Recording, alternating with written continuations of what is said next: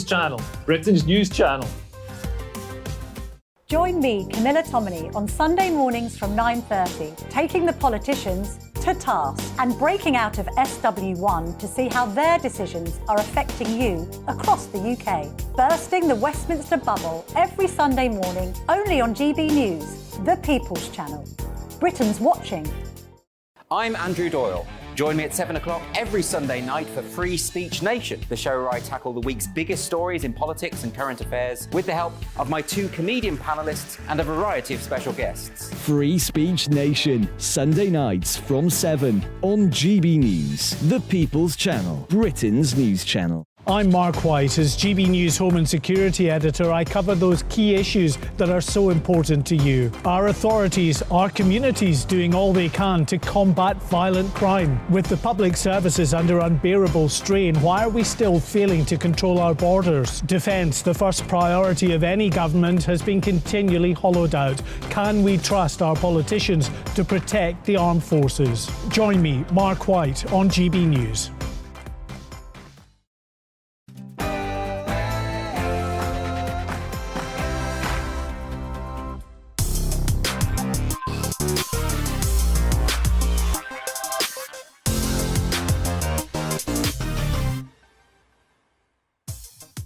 Good evening, team. It is 7 o'clock and I am Laurence Fox. Coming up on the show this evening. Are you a bit chunky? Are you carrying a food baby? Have you developed moobs, which aren't a result of puberty blockers? Well, doctors aren't allowed to tell you anymore. They have a new way of informing you that you ate all the pies. You are afflicted and suffering with chronic appetite dysregulation. Later on in the show, I'll be talking a lot of old defecation. Dropping the kids off at the pool, laying some cable. Why? Because of all the sewage being pumped into our waterways. The water companies will want you to pay to clean up their shit. And finally, meritocracy. What's wrong with it? Why can't we reward people based on their skills and abilities? Why should you be segregated and pushed forward, possibly into a job or situation you're not confident in, just because of the colour of your skin? Everyone should have the same opportunity, shouldn't they? Heather MacDonald is here to discuss her new book, When Race Trumps Merit. And finally, and most importantly, I want to hear from you. So send your views my way at gbviews@gbnews.uk. That is all coming up after the headlines with Rory Smith.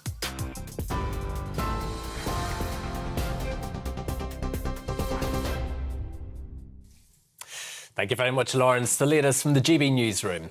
A man who conned victims out of more than £100 million has been jailed. TJ Fletcher is the founder of the website iSpook.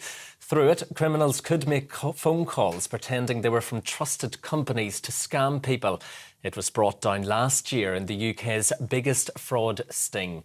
The 35-year-old's been sentenced to 13 years and 4 months in prison. Detective Superintendent Helen Rance says he clearly didn't care about the harm he was causing. Before it was shut down, iSpook was constantly growing, with 700 new users registering every week, and it was earning £80,000 per week. Fletcher was leading an extravagant lifestyle, benefiting from the profits, having no care for the misery he was responsible for.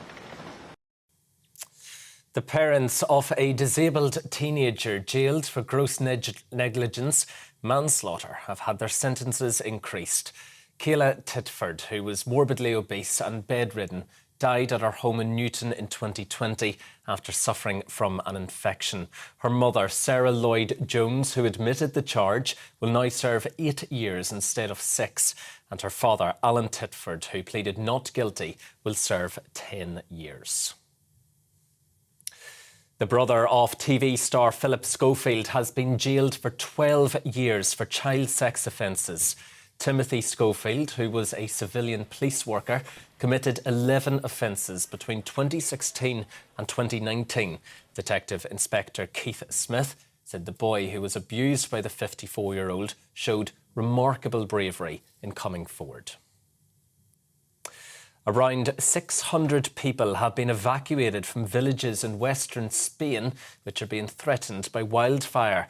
The blaze has already destroyed some 20,000 acres of land. That's near the border with Portugal. Well, officials believe it may have been started by arsonists. The The US has announced new sanctions on Russia, targeting future energy revenues and military supply chains.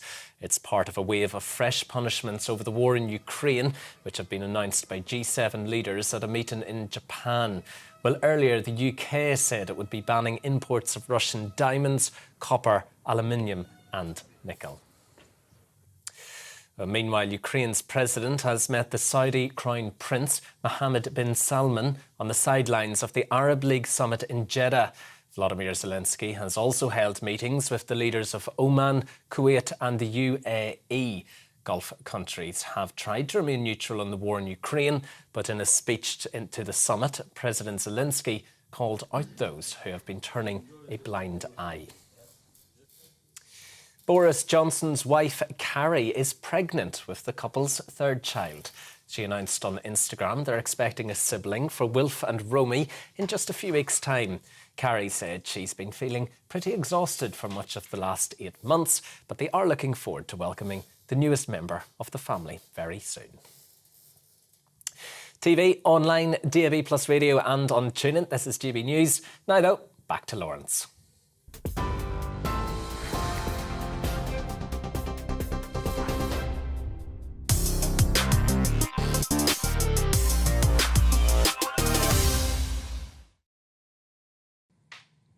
Supply and demand is a fairly simple concept. Too much supply, demand falls. Too much demand, prices rise. You don't need to be Milton Friedman to get it. It's a concept particularly relevant to our current economy. Rishi flooded it with £1 billion worth of supply each day as his mate Boris was locking down the middle class so that the working class could deliver Amazon parcels and groceries to the middle class to liven up the long, lazy lockdown days of Zoom calls and fizzy pop.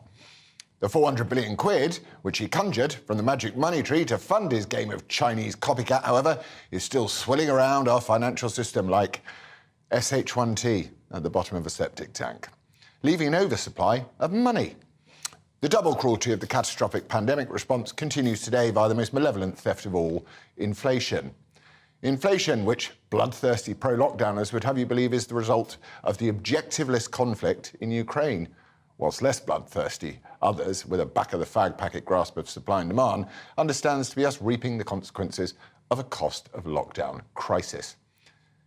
Interestingly, and increasingly, the supply and demand truism is being applied culturally as well, as Western societies are molested from within by the woke equity cult, hell-bent on chopping off healthy children's breast tissue and penises, twerking in front of our kids in a hypnotic and demonic attempt to hypersexualise them from birth, only taking a breather to partake in their other favourite hobby of calling every white-skinned person a racist and dividing us along immutable lines to create oppressors and victims. So crucial if you wish to destroy the confidence of a civilization before instigating a revolution. Even here, though, the old supply and demand problem kicks in. With such a high price placed for victimhood in the leisured, affluent and self-immolating West, suppliers run rather thin. We see this in America with the intellectually challenged face puller, Jussie Smollett, who claimed to have been attacked by MAGA cap-toting Republicans in a minus 20-degree snowstorm at 2 a.m. in the morning in the overwhelmingly Democrat city of Detroit, whilst holding a Subway sandwich, which he miraculously managed not to drop during the heinously fake assault that he didn't endure. We saw it at Duke Lacrosse. We saw it with hand pulls miraculously transmogrified into lynching nooses in NASCAR.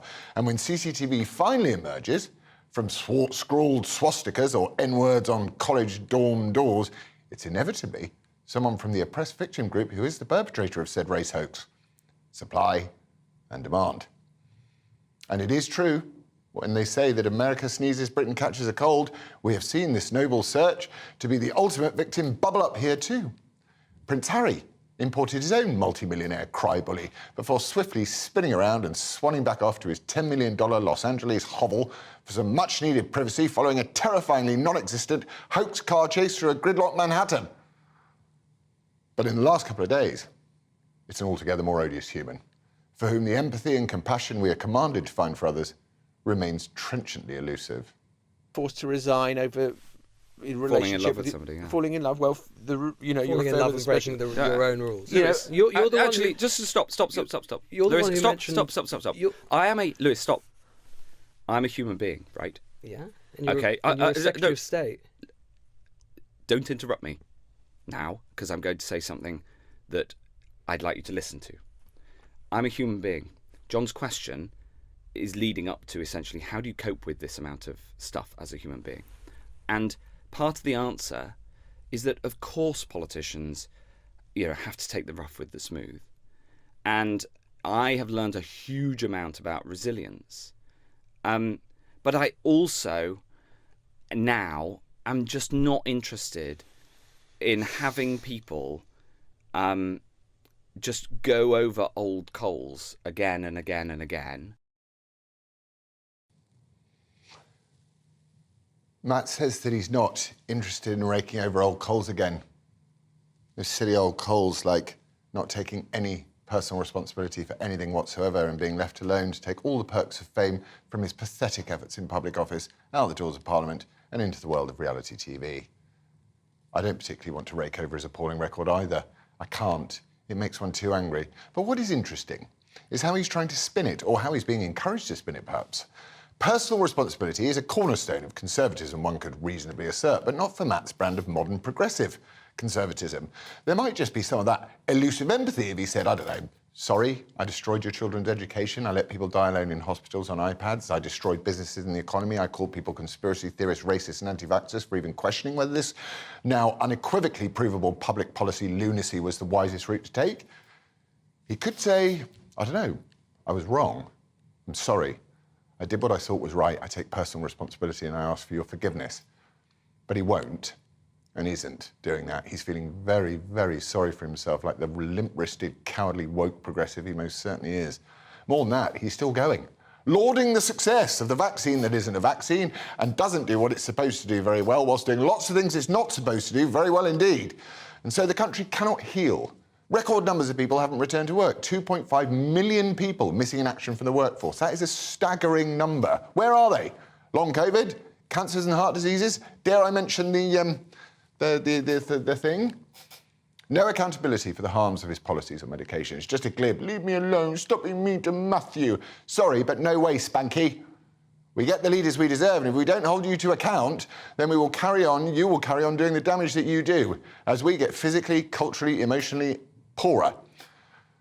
But, at the end of the day, I'm not really too concerned about Matt. Useful idiots like him are the first to the gallows once the revolution is no more use for them. The little they know already too much. But I am worried about those who lurk behind Matt, back in the shadows, those who seek to drive us, demoralised and compliant, back into the Stone Age with their nihilistic pursuit of all things zero.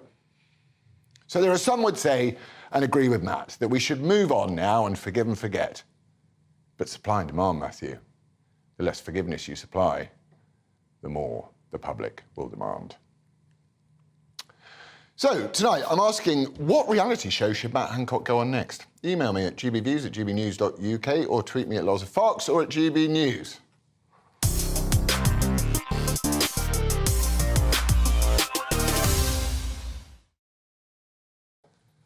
So, how do you solve a problem like Spank Mancock? Joining me now is political commentator Sophie Corcoran to discuss if his reputation can be saved, challenged and rehabilitated. Sophie, what is next for Spanky? Oh, God, well, to be honest, I hope that his routine can't be rehabilitated, because I think that he's like the Meghan Markle of politics. Like, they think they're a hero, they think they're the next version of the modern day Jesus, but in actual fact, everybody hates them. And they feel entitled to people's respect, even though they don't deserve it. I feel like those two are very, very similar. In terms of what reality show he should go on next, I'm torn between two, really. I think he should either go on The Traitors, because, well, clues in the name, or Rise and Fall, the one that I was just on, because I feel like he'd had a great time on that one, eating dog food and all sorts. What did you make of his denim shirt in that podcast? Were you as enamoured of it as I was?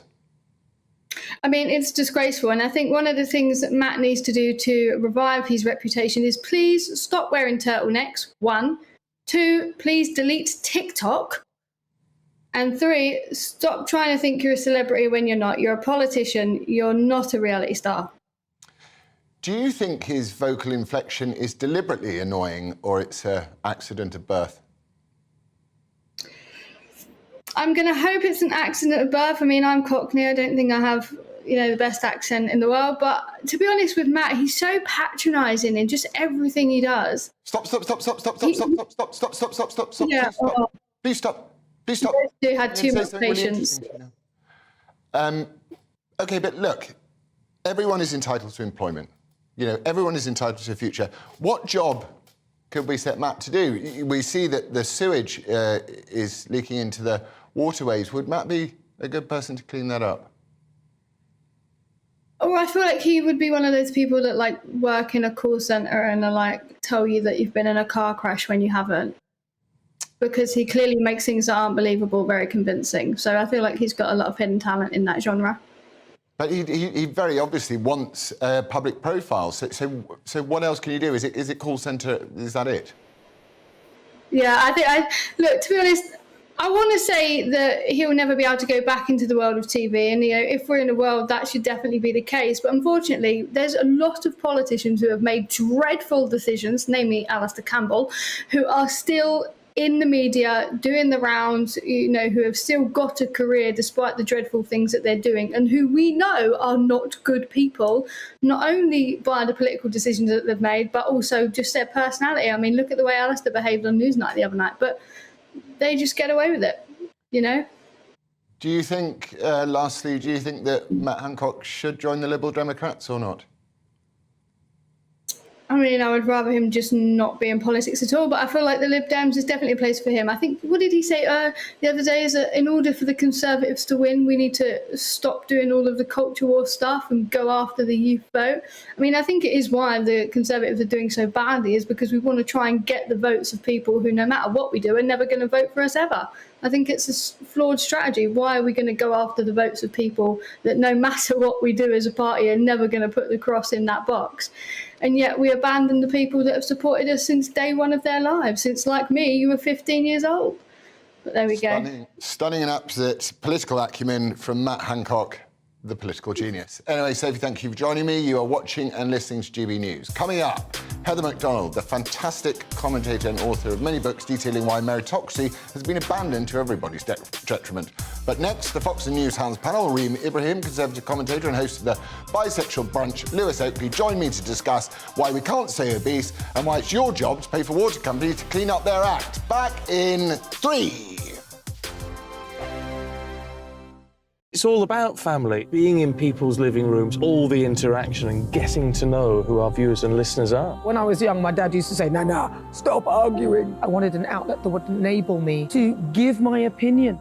People are going through a really hard time right now, and I know that you don't feel like you're being listened to by the establishment. I came to GB News because it's the People's Channel, and I want the audience to have their say on the events of the day. We're dynamic. We do something different. Democracy shows that the wisdom of the nation is in its people. I get to travel to find out what the story is from a personal perspective. The British people aren't fools. We know when we're not being told the full story. We've got to work out how Britain moves forward from this. It's the best country in the world. The establishment had their chance. Now we're here to represent your views. Britain's watching. Britain's watching. Britain's watching. We're proud to be GB News. The People's Channel. Britain's news channel. So Jubes and Co, we tackle the issues of the day with real, robust debate. Both sides of the fence, battling it out with me in the middle with my forthright opinions and views. And often really interesting things happen because you start with a position and then by the end of the debate you find actually, I might not have thought about that one. What we need in this country is 2 new political parties. You should maybe think about doing a 2024 calendar. I'm Michelle Dewberry and I'm keeping you company right through until 7 o'clock this evening. GB News, the People's Channel, Britain's watching. Join us every night on GB News at 11 p.m. for Headliners, which is 3 top comedians going through the next day's news stories, which is exactly what you need, because when the establishment has gone crazy, you need some craziness to make sense of it. So join us 11 p.m. every night on GB News, the People's Channel, Britain's news channel. Join me, Camilla Tominey, on Sunday mornings from 9:30, taking the politicians to task and breaking out of SW1 to see how their decisions are affecting you across the UK. Bursting the Westminster bubble every Sunday morning, only on GB News, the People's Channel. Britain's watching.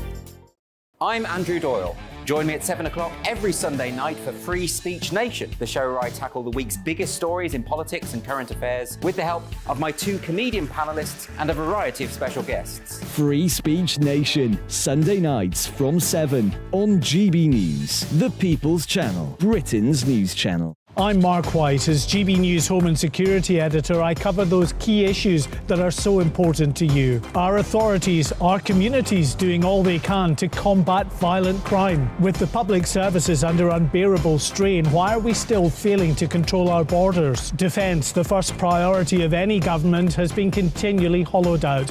Can we trust our politicians to protect the armed forces? Join me, Mark White, on GB News.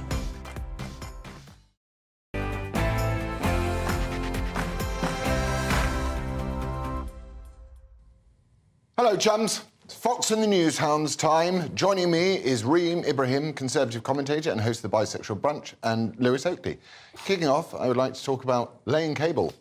Bills could rise after water suppliers in England said they were ready to spend 10 billion quid tackling sewage bills. So why are we footing the bill? Guys? Reem? Sorry, Lewis? Why?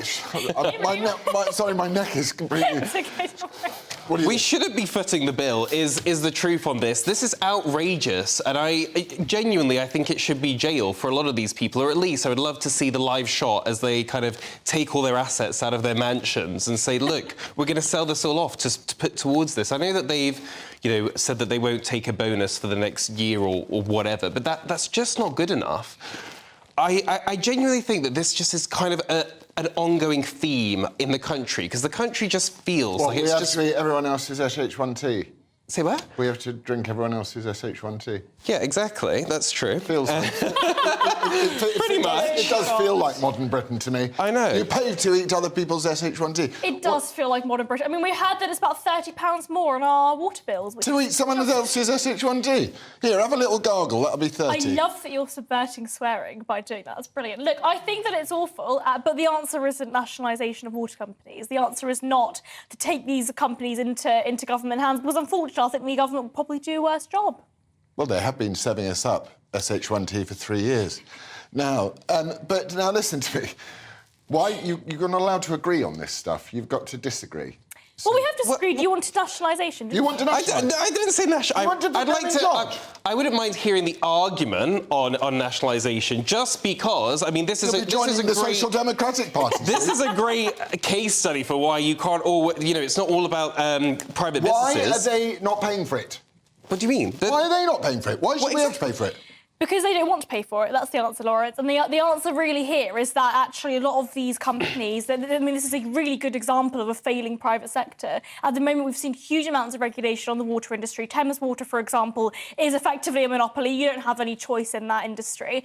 So effectively what we've seen is this failing industry. What needs to happen is we need to break up these companies and have a lot more choice. Competition effectively means that you as a consumer can pick where you get your water from. I think that this could be a really great way for the eco-activists to rebrand themselves and actually do something the British public would support. Just stop pooping! That's what we call it! Just stop pooping!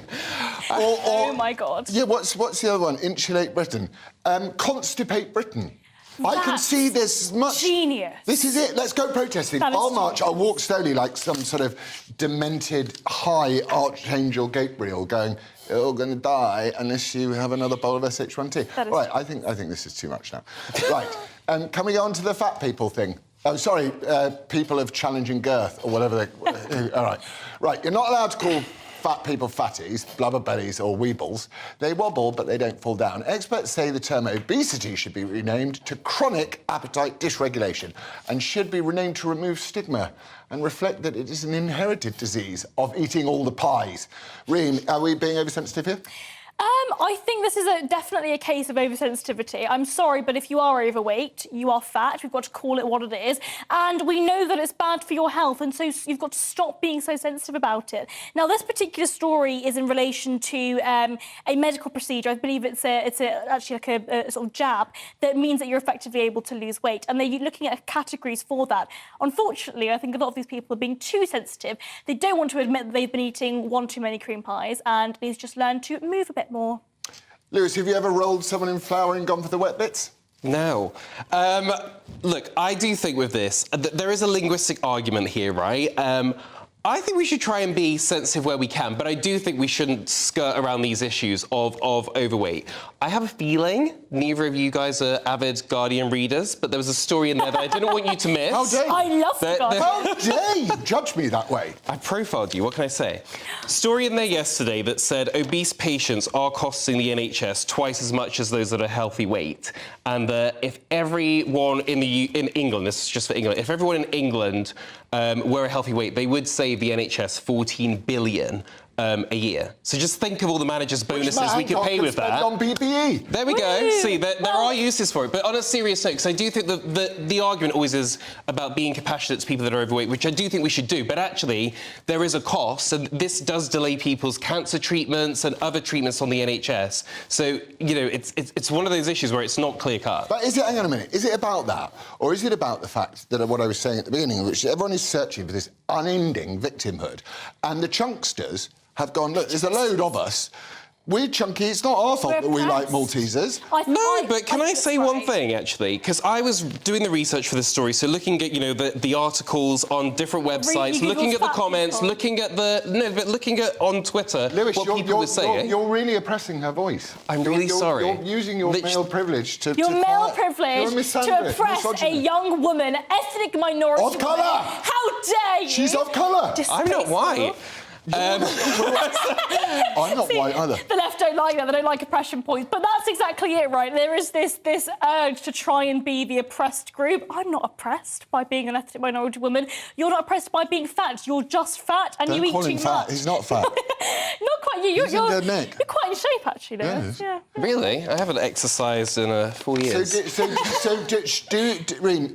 the chunkies need to face up to it, get a gastric band, have a jab, or stop eating all the Maltesers? I think they need to stop eating all the Maltesers, Laurence. And I think that this is, generally speaking, part of the sensitivity. But also, I think, generally, people need to stop trying to be oppressed. I think this is sort of the wider issue here, where everybody wants to show that they have these oppression points, that they are part of this kind of social justice warrior movement. Just stop caring so much. Focus on yourself and get yourself better. Otherwise, you probably will die. You will. Well, we're all going to die. That's when it's Die sooner, sorry. But don't you think the whole point is that this sort of attack on strong principled things like manliness and stuff like that, and providing excuses and being a victim is part of the whole order of the modern world to go, look, we don't need masculinity because then we can impose all these stupid rules on you all the time, make you eat bugs and stuff. No, definitely. And I think this is sort of part of the way that government regulation will impinge on us. It is generally speaking part of this trying to gain as many oppression points as possible.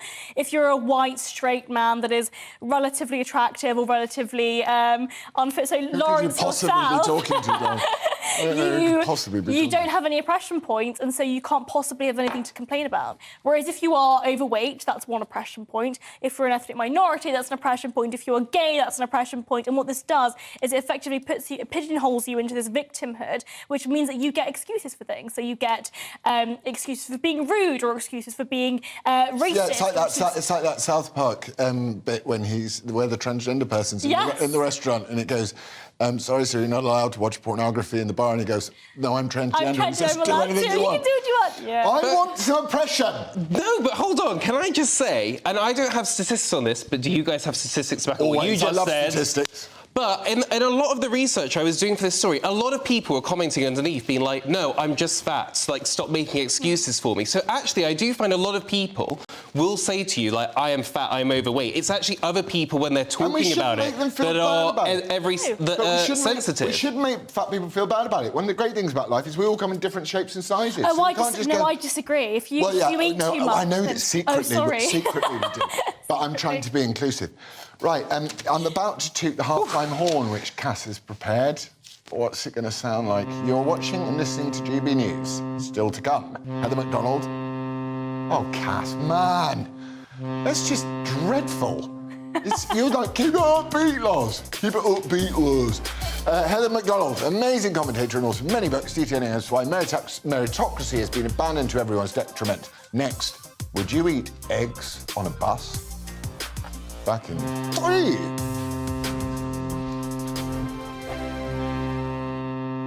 I joined GB News because I was sick and tired of not hearing my views being represented, not just mine, but so many people that I knew and spoke to. I just couldn't get my voice out there. I couldn't say anything. I couldn't do anything. Whatever the narrative was, I kind of had to follow it. GB News is there to provide a voice for those who have been ignored by the establishment media. We think different things, we've got a different style. GB News is here to be optimistic and positive about the future. It's real kind of dynamic and flowing, with the audience very much at the heart of it, like a big family.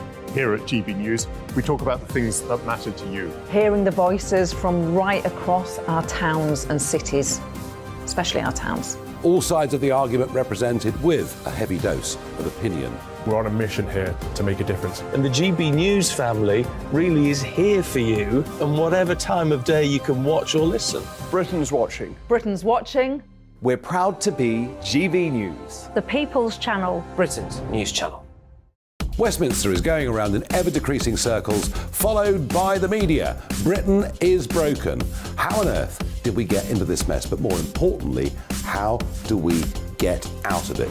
Join me at 7 p.m, Mondays to Thursdays on Farage, here on GB News. We will have open, rational debate. We've got to work out how Britain moves forward from this. Join us here on GB News, the People's Channel. Britain is watching.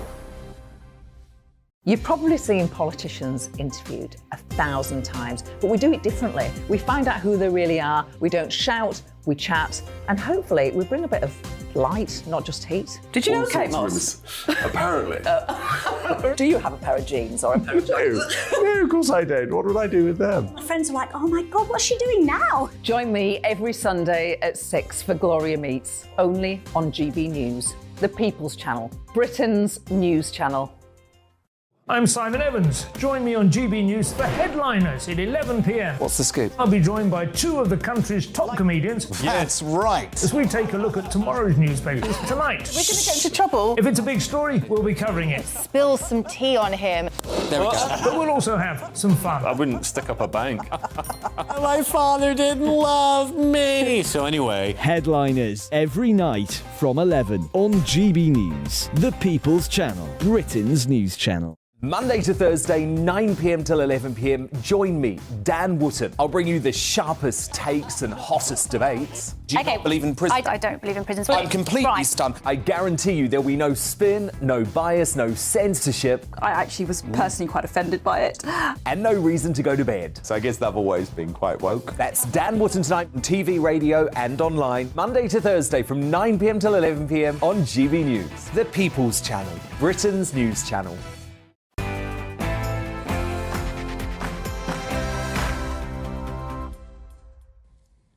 Hello, chicas. Now, you've been getting in touch. Here's what you have to say. With regards to whether we should call chunkies obese, Lynn says we should just tell people that they're fat. They should eat less, lose weight. Their weight means they take up a large part of the NHS budget. I and others like me, in effect, subsidising their gluttony. Oh, my God, that sounds terribly commonsensical, but you've just offended everyone, and you're now cancelled. On the subject of how to solve a problem like Matt Hancock, Iris says, I think he should come on your show so you can wipe the floor with him. He's arrogant and self-opinionated. He should come face-to-face with all the people that have lost loved ones. Yeah, you know, it's just ask for some forgiveness. You got all the perks of being a public servant, which you're now going to take into the real world and make a whole ton of money out of them, but you can't take responsibility. For me, he needs some iron filings down his spine. On the gross sewage spillage story, Anna says, have we gone back to the 1800s? How can this sewage scandal be acceptable in this day and age? I am fuming. Well, one word, politicians.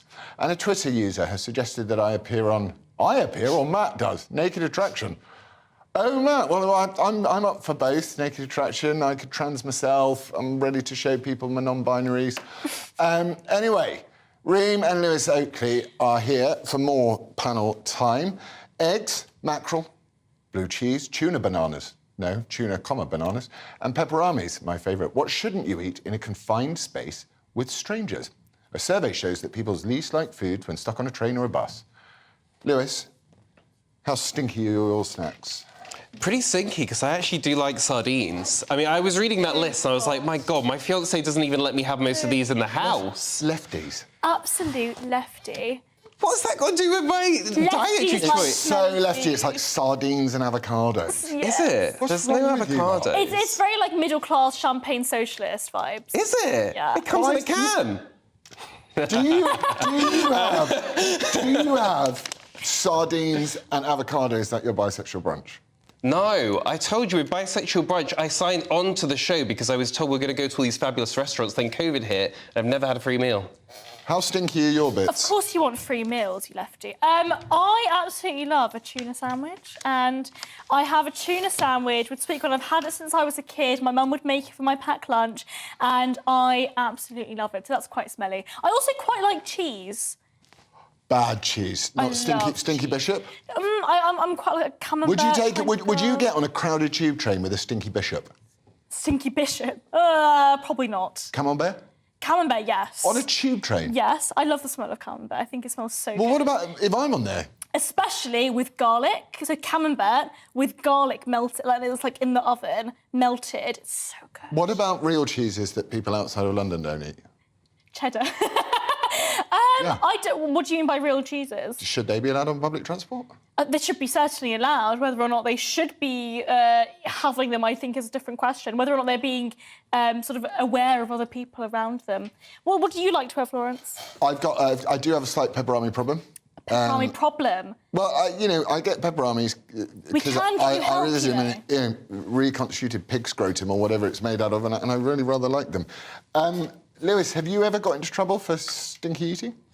No, I mean, to me, I've got 3 kids. Two of them are under 3, so I will give them whatever it takes to keep them occupied. So I don't care if it smells, not sardines, tuna and eggs that are on this. So they had tuna sandwiches, eggs, sandwiches, and if anyone complained, I would just take it off them and let them... Tuna sandwiches are elite, though. Let them Tuna with sweet corn. My experience for all this is, why is it that the people who eat the stinkiest stuff seem to be the most pugilistic when you confront them about it? Or they sit on the train, they've usually got a bag on the side next to them, their feet on the chairs up in front, they make a noise, their what's-it breath is going everywhere, and it's just like... And then if you kind of look at them, they go, what? You do kind of get got quite their phone annoyed playing people. music. Yeah, really loud, no earphones. You're right, and I think that generally speaking, you get really annoying people that eat really smelly foods on the train. I personally would prefer not to have. I mean, I personally wouldn't, just because I think that trying to be aware of other people, but also when I'm on the tube, it's either really, really early in the morning or really late at night, and I'm not going to be eating. Although I have had a smelly Mackey's on the tube at like 1 a.m. and it was great, and I have no regrets. Should we consider capital punishment for those that eat smelly food on the tube? No. I don't know what...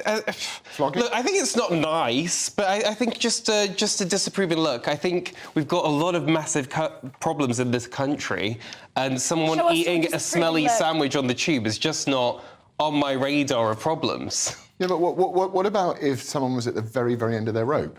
What do you mean? With all the problems in this country. Just one sandwich too much. You turn up with your... and I start to unpeel your little thing of anchovies. And then they just go like 13 that, reasons and why. it's game over. Your sardines will be my 13th reason. Well, you know what? If my sardines or a tuna sandwich is what brings it all crashing to an end, then that was just a great way to end the story. There wasn't much hope in What the a first shocking place, way to be honest. just to go. Cancelled How insensitive. Is it? Yeah. What's insensitive? Your sardines might drive someone to suicide. And you don't even have... You don't care at all. OK, are there any great foods that you'd like to get on the train with? On the tube, I really like to have, the M&S caterpillars, like the little sweets. And give them out? I do not share. Oh, yeah, you're a conservative. I forgot about that. Why would I share? Yeah. What do you like to have on the tube? I'm partial to a yum-yum. Have you had a yum-yum? My mum loves yum-yums. I buy them just at the same time as I buy the 2 cans of gin and tonic like Diane Abbott as I get on the long train ride. I had a gin and tonic on the tube the other day. It was great. Did you? Yeah. Little tinny. Well, thank you, guys, for giving me your deep insights about the stinkiness of food. Thank you, Reem Ibrahim and Lewis Oakley, for joining me on the Fox and News Hounds panel. Next up, Heather McDonald, commentator and author of many books detailing why meritocracy has been abandoned to everyone's detriment.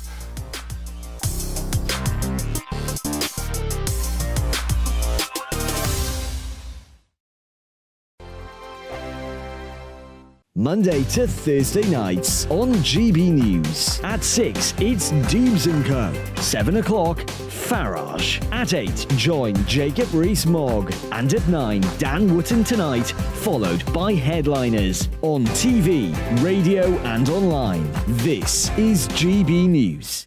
First and foremost, I am a GB News fan, and I was before I was working here. Just love the fact that we're asking the questions that a lot of establishment media won't ask. With a bit of a twist, we not only want to inform you, but we want to keep you entertained. It's worth the drive because you get in and the team's all ready and waiting, they're itching to go, and it's a proper little family. GB News is the People's Channel. It's the audience that makes the programme sing. We're giving our viewers and our listeners a voice. I see the thousands of your letters, tweets, emails, you name it, coming in. Britain is broken. How on earth did we get into this mess? But more importantly, how do we get out of it? The establishment had their chance. Now we're here to represent you. It's time for something different. It's time for GB News. I'm very patriotic. I believe in Britain. Our best days lie ahead. Britain's watching. Britain's watching. Join us here on GB News. The People's Channel. Britain's news channel. Join me, Patrick Christie's, Monday to Friday, 3 till 6. We tackle the day's news agenda like you've never seen before. It's high tempo, high octane, the most controversial topics, and the best guests. You will not be able to take your eyes and ears off it. I'm not afraid to ask the questions that you really want answered. 3 till 6 p.m, Monday to Friday on GB News, the People's Channel, Britain's news channel. GB News has its own late-night paper preview show, Headliners, where comedians take you through the next day's top news stories. You don't have to bother reading the newspaper, we've got it covered for you. Headliners, every night at 11 p.m, and repeated every morning at 5 a.m. We won't send you to sleep like some of the other paper review shows out there. GB News, the People's Channel, Britain's news channel. Start the day with GB News. We catch up on all the big stories you didn't hear the night before. And take a look at what the world's talking about this morning. That's right, Monday to Thursdays from 6 o'clock. It's Breakfast with Eamon and Isabel. Straight after breakfast, join us, Bev Turner and Andrew Pearce. We're going to take you through till noon. We'll be tackling the big topics of the day, including the things that the other channels just won't talk about. If it's happening here. Wake up to mornings on GB News, the People's Channel. Britain's news channel. I'm Jacob Rees-Mogg, the Member of Parliament for North East Somerset and a former government minister. For years, I've walked the corridors of power in both Westminster and the City of London. We need to have the arguments, the discussions on how we make it better. Crop failures, famine, war, suffering on a scale completely unimaginable. We are putting the cart before the horse. As Charles I said at the scaffold, he was the true defender of liberty. Yeah, I've completely derailed the conversation. Join me Monday to Thursday at 8 p.m. on GB News, Britain's news channel.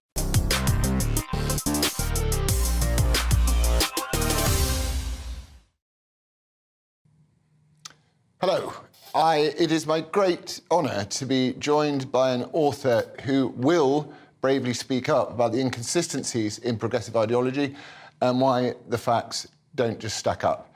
Heather MacDonald, author of many books, Diversity Delusion, The War on Cops, and the soon-to-be-released her soon-to-be-released book, is joining me now. Heather, thank you for joining me. Could you tell me, Joe Biden said at Howard University last week that the biggest problem that was threatening America was white supremacy. Is that supported by facts and data?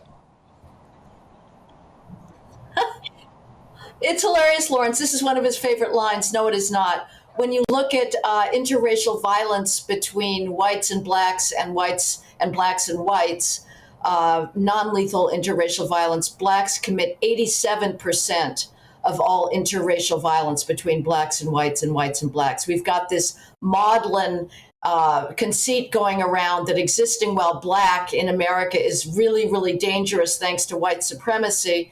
That's completely phony, Laurence. It is dangerous to exist while black in America. Blacks have a much higher rate of death by gun homicide. In fact, Black juveniles after the George Floyd race riots of June 2020 now die of gun homicide at 100 times the rate of white juveniles. Who's killing them? Not the police, not whites, but other blacks. And for that reason, the country will not talk about it. It turns its eyes away from a pathological inner city culture that is driving this black on black violence. Is it a ruse? So Biden must have realised by saying this to the American public that they're all racist. Essentially, is this a ruse to try and draw in the black vote in America because he's not going to get the white vote because he's called them all a racist? Oh, that's way too optimistic, Laurence. Are you kidding me? Number one, he's got the black vote. Number two, he gets the white vote from the elites who feel a great rush of virtue and superiority by accusing themselves and their colleagues and their institutions of phantom racism. This is not a white supremacist country. It was a horribly white supremacist country. It treated blacks with gratuitous contempt and cruelty. But today, Laurence, the reality is exactly the opposite. The reality today is black privilege, not white privilege. There is not a single mainstream institution in the United States, whether a university, a cancer research lab, an Alzheimer's research lab, a law firm, a media company, that is not giving massive preferences to black and Hispanic applicants and to employees. If you're a heterosexual white male in the United States today, you are at the bottom of the totem pole. You will be admitted last, you will be promoted last. That's so true. So you would say in the diversity delusion, you spoke a lot about this, affirmative action being forced on society and certainly in universities and education, and how that created massive disparities within the society. Has this American Great Society experiment been of any benefit to America, or has it been an unmitigated disaster? Racial preferences are an unmitigated disaster, Laurence. They put their alleged beneficiaries at extreme disadvantage. They've depressed academic achievement among the beneficiaries of these preferences, who know that they will be admitted to selective institutions under grossly lowered standards. And here's the key. You're not helping somebody by putting him into an environment for which he is not competitively qualified. Let's take it out of race and look at gender, a phrase I hate. If the Massachusetts Institute of Technology here in the United States in Boston, one of our premier science and math skills, admitted me out of gender parity, and my math skills were a standard deviation below those of my peers who had been admitted on the basis of merit, not on the basis of trivialities of gonads and melanin, I would flounder in my first year calculus class. I would not be able to keep up because the teaching would be understandably and legitimately pitched to that of the peer average. If I'd been admitted to a school for which I was competitively qualified, I would do much better. So this idea that these preening, self-righteous college leaders that go around talking about diversity and engineer diversity through these vast racial double standards are actually hurting the alleged beneficiaries of those standards. And we are not closing the academic skills gap. It has not gone away. We have to stop making excuses for people and say everybody should meet the same standard. I despair when I hear black leaders claim again and again, lower the standards on our behalf. What they should be saying to their communities is put in the effort and meet and beat the standards. It shocks me, from following you for many years now, to see the amount of personal threats and aggravation you have aimed at yourself when you try and speak on college campuses. And yet, at the same time, Joe Biden can sit and say they're going to lock you up in chains, and he calls people my boy and stuff like that, which to me, as a standard understander of language, is open racism. He's spoken in very racist ways at the Clarence Thomas hearings and all of this stuff. Is there an element of they are the exact thing that they accuse us of? Well, I'm not going to use the racist term because it is so overused. I would just say that their policies stink. I would say he's much more frequent in his accusation against whites. He may have made some slip of the tongue, but basically Joe Biden traffics in anti-white rhetoric, and American whites are so un-white supremacist that they just take it. They view it as completely natural and normal that white now is an epithet. We are destroying Western civilization. this civilization should not go around apologizing. It has done nothing worse than the rest of the world's cultures. I'll be ready to pay reparations in the United States, Laurence, when I see Nigeria offering reparations for participation in the transatlantic slave trade, or Japan or China for their oppression of their minoritized communities over the years. Only the West museums, and this is happening in Britain as well, at Tate Modern, is going around slapping trigger warning labels on some of the greatest art that has ever been created and teaching young people to see beauty through the lens of racial grievance. That is not going on in other civilizations, and the West is not doing that to other civilizations. The Metropolitan Museum of Art is trying to cancel its Dutch Baroque Masters collection. Meanwhile, it is portraying African tribal art with utter respect and not noting the type of tribal genocide that lays behind a lot of these African pieces. We are only canceling our own culture. It is a completely suicidal instinct that defies understanding.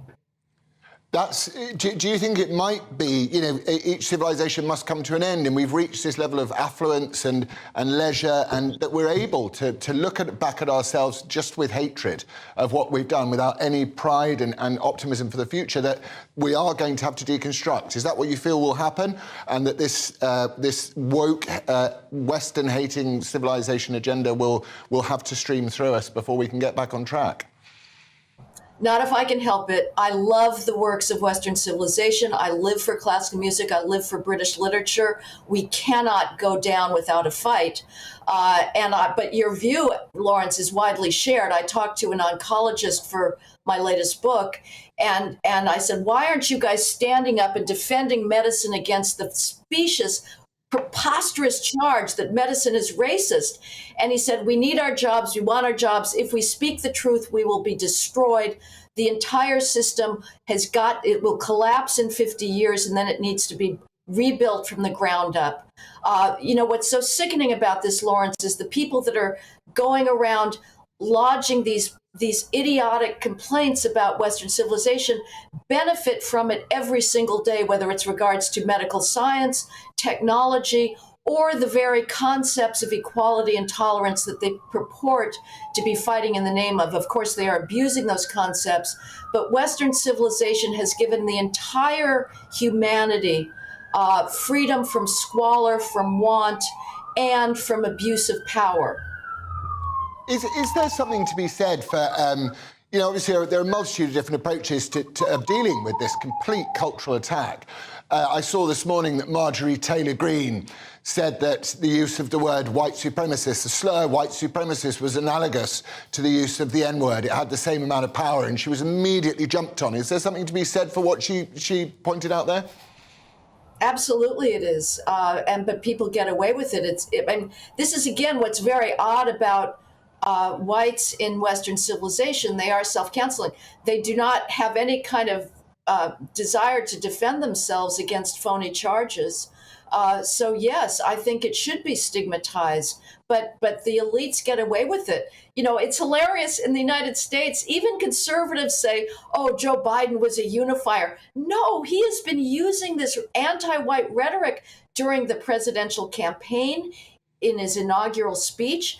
And it just rolls off our backs because we feel, that we somehow deserve it. No, we don't. Nobody living today deserves to be accused of the sins committed 200 years ago. They were real sins.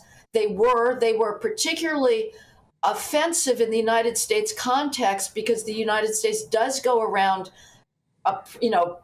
pretending that it is unique among nations in its respect for equality and opportunity. But that changed. We have changed radically. And our deprivations of opportunity to blacks, to Indians, were no worse and much better than what the rest of the world has always engaged in. And let's just try holding a Black Pride or a Trans Pride march in Uganda today and see how far you get. Absolutely. Would you say that race trumping merit an existential threat to the harmony of America? Could you just tell us a bit about the book and what you're trying to tell us all? Yes, it is an existential threat because if we continue tearing down our standards of scientific progress, right now our science funding agencies in the federal government are handing out science research grants not on the basis of scientific accomplishment, but on the basis of race and sex. Meanwhile, China is fanatically promoting meritocracy. It is taking its most gifted students, mathematically gifted students, and throwing everything it's got at them. In the United States, we are tearing down gifted and talented programs that offer accelerated math instruction to our most gifted math students. We're saying we all have to be equal, and that is equally bad. And you're not allowed, if you're fantastically talented, you're not allowed to study even pre-calculus until late in high school, because we're hoping that underrepresented groups will catch up. Well, they don't. And meanwhile, that talented student is being held back and probably bored to tears in his school. We are destroying achievement and excellence in the name of fighting a phantom, a phantasm. This is not a systemically racist society. So I address science, I address medicine, I address the arts, I address what's happening in classical music, in museums, in dance and theater, all of which are being torn down by phony charges of racism. And I explain what's going on in law enforcement in the United States since the George Floyd race psychosis, the mass collective nervous breakdown on the part of America's elites, where we are no longer enforcing the criminal law because it has a disparate impact on Black criminals. Heather McDonald, it's been absolutely fascinating talking to you. So I'm very sorry to cut you off. I have to leave. Heather McDonald, author of When Race Trumps Merit, You Would Be Wise to Heed Our Warnings. Thank you to my panel and my guests for joining me tonight. Coming up next is Mark Nolan. What's on the show, Mark? Lawrence, what a cracker. Let me tell you, we'll discuss whether the case for net zero is crumbling. Should obesity be renamed to preserve people's feelings? And has Rishi Sunak lost the Tory party? All of that to come. So do join me, plus Dial Dolan and my big opinion. Hello again, it's Aidan McGivern here from the Met Office with the GB News forecast. Cloud and some rain in the north this weekend, but fine elsewhere and plenty of warm sunny spells certainly across England and Wales. Having said that, still some showers to talk about for Friday night. They're drifting their way south-westwards and they're eventually easing. Then clear spells breaking out across England and Wales, whilst a weak weather front arrives into the northwest to bring some thicker cloud and some outbreaks of mostly light rain for western Scotland as well as Northern Ireland by dawn. Across England and Wales, with the clear spells, a few mist patches in places, and a cool start to the weekend with temperatures dipping to 3 or 4 Celsius. But it won't take long, with plenty of sunshine around first thing, for those temperatures to rise, and a fine spring day is expected across England and Wales. Generally light winds, sunny spells and feeling warm in the sunshine. Some brightness also across Scotland and Northern Ireland, in between a few outbreaks of light rain. Temperatures potentially reaching 20 Celsius around the Moray coast, otherwise mid to high teens. But the most extensive sunshine across England and Wales will bring highs of 22 degrees, away from the North Sea coast, that is, where it will stay a bit cooler. Then into Saturday afternoon and evening, we'll see low cloud across the west of Scotland become more extensive across Scotland and Northern Ireland, bringing some persistent spells of rain, some heavy bursts at first, but easing by the end of the night. That'll keep things mild in the north, but further south across England and Wales, clear skies, and again, temperatures dipping to 3 or 4 Celsius, a cool start to Sunday. But a repeat performance after that cool start, while temperatures soon rise and plenty of warm sunny spells will break out. There'll be some patchy cloud in places, particularly around the North Sea coast and into central southern England, but otherwise plenty of fine weather for England and Wales, cloudier for Scotland and Northern Ireland, rain easing later.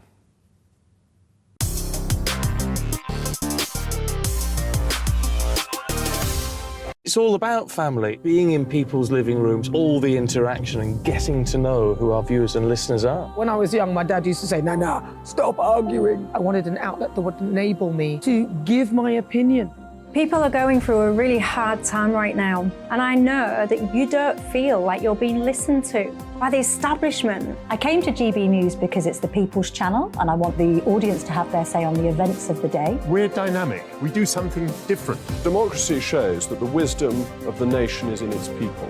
I get to travel to find out what the story is from a personal perspective. The British people aren't fools. We know when we're not being told the full story. We've got to work out how Britain moves forward from this. It's the best country in the world. The establishment had their chance. Now we're here to represent your views. Britain's watching. Britain's watching. Britain's watching. We're proud to be GB News. The People's Channel. Britain's news channel.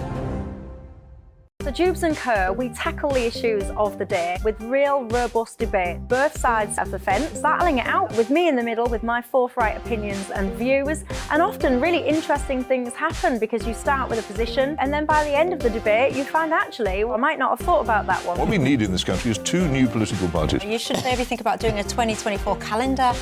I'm Michelle Dewberry and I'm keeping you company right through until 7 o'clock this evening. GB News, the People's Channel, Britain's watching.